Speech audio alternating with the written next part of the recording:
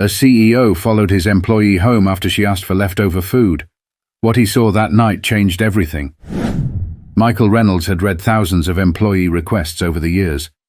Most were routine, schedule adjustments, payroll clarifications, time-off requests.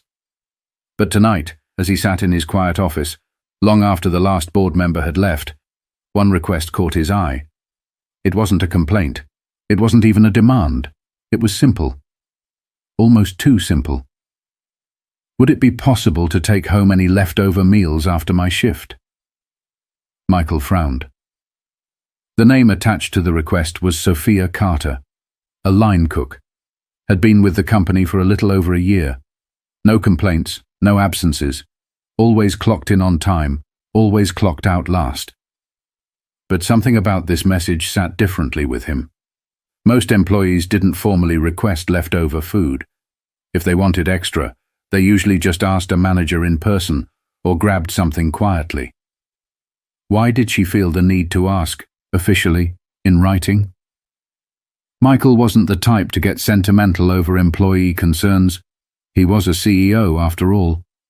His job was to keep the company running, not get involved in personal matters. But this stuck with him. He typed her name into the system, pulling up her profile. 24 years old. No spouse. No emergency contacts listed. That was odd. He leaned back in his chair. Maybe she was just frugal. Maybe she didn't want to spend money on food if she didn't have to. A lot of employees struggled, even in a well-paying company like his. But there was something in the way she phrased it that made it seem like she wasn't just trying to save money. She needed that food. And for the first time in a long time, Michael felt a pull of curiosity he couldn't shake. He glanced at the clock, 10:47 p.m. Sofia's shift ended at 11 p.m. Without thinking, he grabbed his coat, shut down his laptop, and headed toward the back exit of the building. He wasn't sure what he was looking for, not really. But he knew one thing. Tonight, he was going to find out. Michael had no idea that what he was about to see would change everything. Michael stepped outside into the cool night air, adjusting the collar of his coat. The parking lot was mostly empty now, except for a few late-night workers finishing their shifts. Across the lot, through the kitchen's back door, he spotted Sofia. She was wiping down the last of the counters, her dark brown hair pulled into a loose ponytail, strands clinging to her forehead from the long hours under the heat of the grills. She moved quickly, methodically, like someone who had done this 1,000 times before. A manager passed by, handing her a brown paper bag.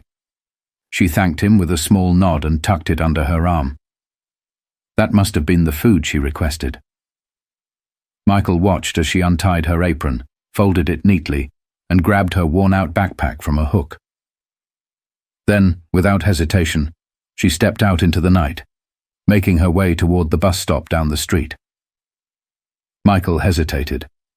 He wasn't sure what he expected to find, but standing here, watching one of his employees leave after a grueling double shift, he felt strange, disconnected.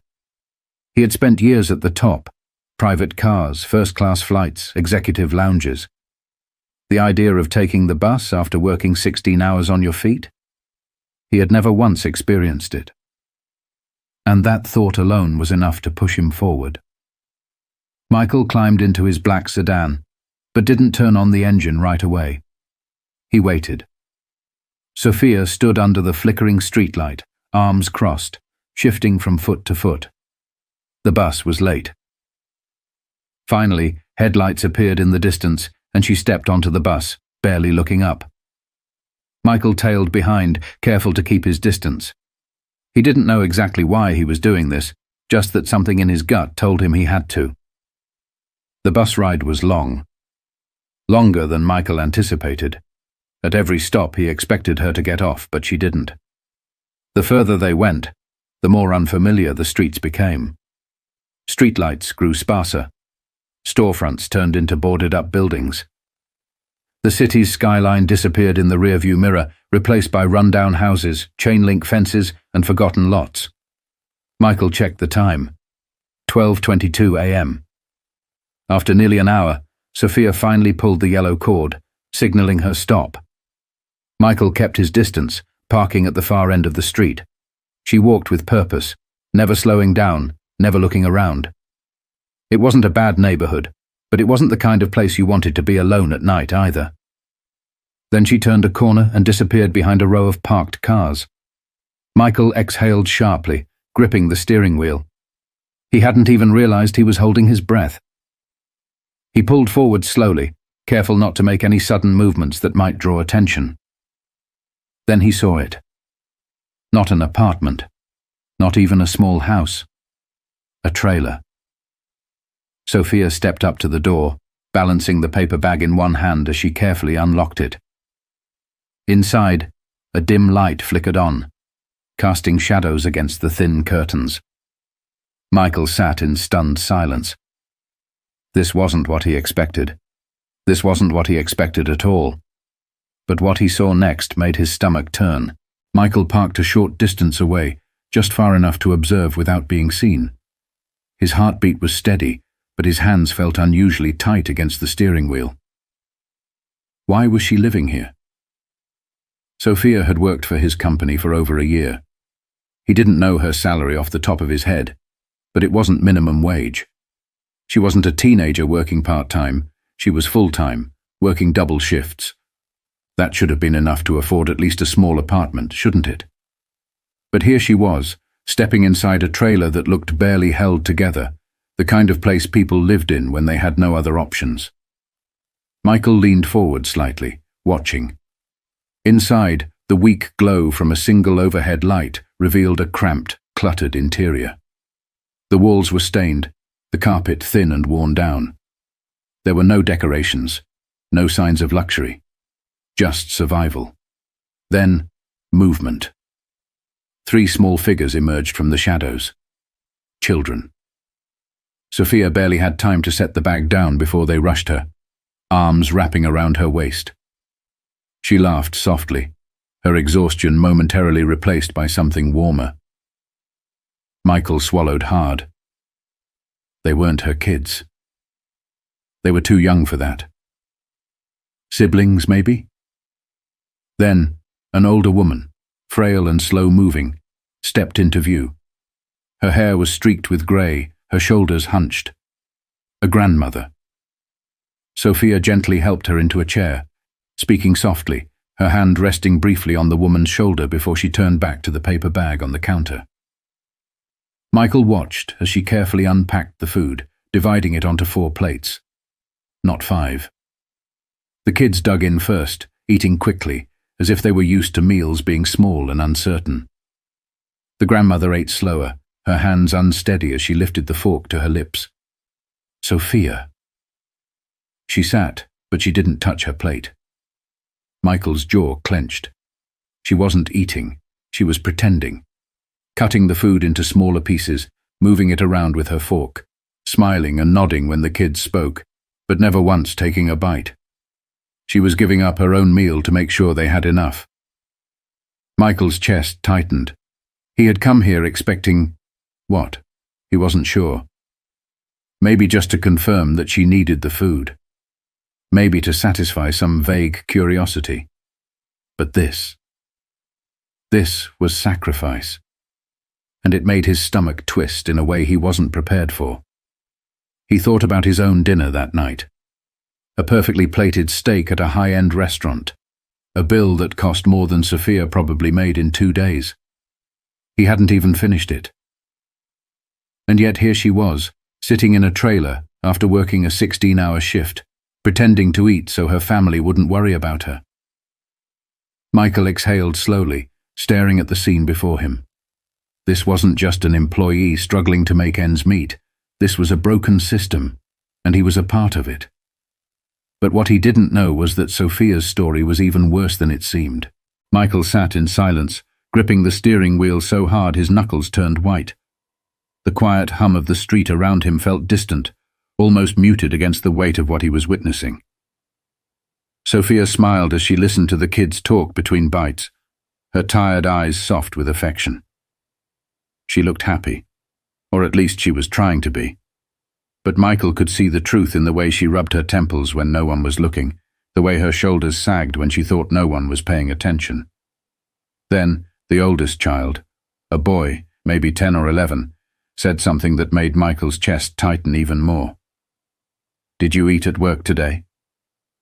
Michael watched Sofia's reaction carefully. For a split second, just a fraction of a moment, her face changed. Not much.